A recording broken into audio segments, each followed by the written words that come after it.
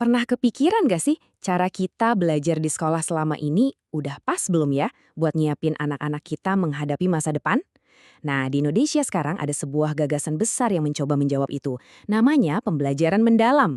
Dan ini bukan sekadar kurikulum baru loh. Ini tentang mengubah cara kita memandang pendidikan secara total. Yuk kita bedah bareng-bareng apa sih sebetulnya ini? Oke, kenapa sih kita harus ngomongin ini? Kenapa ini penting banget? Semuanya berawal dari data yang jujur aja cukup bikin kaget. Coba deh lihat hasil PISA 2022 ini. Angka ini nunjukin persentase siswa kita yang punya keterampilan berpikir tingkat tinggi atau HOTS. Dan coba lihat, di 3 bidang utama, membaca, matematika, dan sains, angkanya bahkan nggak nyampe 1%. Jadi ini bukan soal hafal-hafalan ya, tapi soal kemampuan menganalisis, menciptakan solusi, bukan cuma nyilangin jawaban di soal pilihan ganda. Kalau angkanya kita balik, artinya apa? Artinya ya lebih dari 99% siswa kita masih berkutat di level dasar atau LOTS. Mungkin mereka jago banget hafal nama pahlawan atau rumus-rumus fisika. Tapi begitu dihadapkan sama masalah di dunia nyata yang butuh penalaran, mereka bingung. Ini bukan lagi sekadar angka. Ini udah jadi alarm darurat buat masa depan kita bersama. Nah, ini yang jadi pertanyaan utamanya. Dunia kan berubahnya cepat banget ya. Pekerjaan yang ada sekarang mungkin 10 tahun lagi udah nggak relevan. Terus gimana cara kita ngebekalin generasi penerus? Satu hal yang pasti, cuma modal hafalan aja nggak bakal pernah cukup. Kita butuh sebuah terobosan. Dan terobosan itulah yang coba ditawarkan oleh konsep pembelajaran mendalam. Jadi apa sih ini sebenarnya? Gampangnya gini deh, anggap ini bukan sekadar metode ngajar, tapi sebuah filosofi baru. Sebuah cara pandang yang beda banget tentang apa itu belajar. Intinya tuh sebenarnya sederhana banget. Pendidikan yang memuliakan individu. Artinya, setiap anak dilihat sebagai pribadi yang utuh, yang unik. Bukan kayak gelas kosong yang tugas guru cuma ngisi sampai penuh.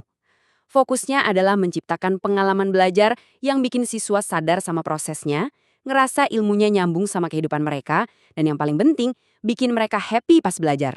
Filosofi ini berdiri di atas 4 fondasi utama. Pertama, memuliakan. Artinya, guru ngelihat potensi unik setiap anak, bukan cuma angka di rapornya. Kedua, berkesadaran. Artinya siswa diajak mikir, kenapa ya aku belajar ini? Biar mereka jadi pemilik dari proses belajarnya sendiri. Ketiga, bermakna. Jadi belajar fisika itu yang ngerti kenapa sepeda bisa jalan. Belajar sejarah yang nyambung sama masalah sosial hari ini. Dan terakhir, menggembirakan.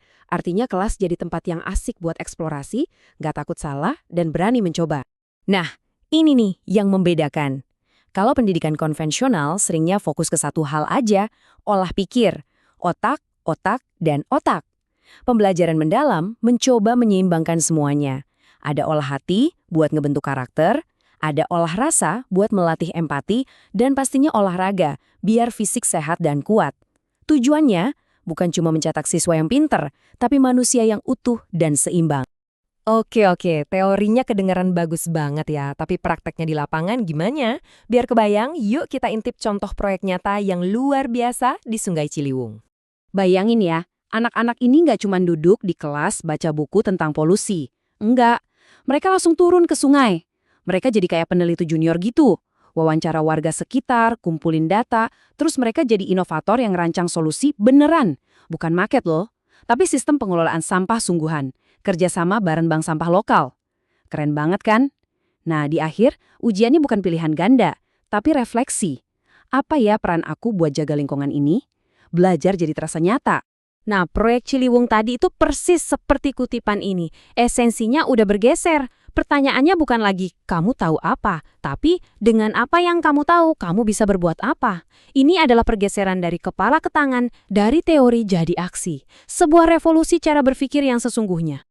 Terus tujuan akhirnya apa sih? Kenapa harus ribet ini mengubah sistem? Jawabannya adalah untuk membentuk lulusan yang betul-betul siap, yang punya seperangkat alat atau kompetensi untuk bisa sukses dan berkembang di abad ke-21 yang serba nggak pasti ini. Targetnya jelas banget, yaitu mencetak lulusan yang punya 8 dimensi kompetensi kunci. Ini kayak peta jalan gitu buat pendidikan mereka. Peta yang dirancang biar mereka sampai di tujuan sebagai individu yang tangguh, adaptif, dan siap menghadapi tantangan apapun di depan sana. Dari 8 itu, kita coba sorot 4 yang paling krusial. Masih ingat proyek Ciliwung tadi kan? Waktu mereka menganalisis data polusi, mereka melatih penalaran kritis. Pas mereka ngerancang tempat sampah, mereka mengasah kreativitas. Waktu kerja bareng komunitas, mereka belajar kolaborasi.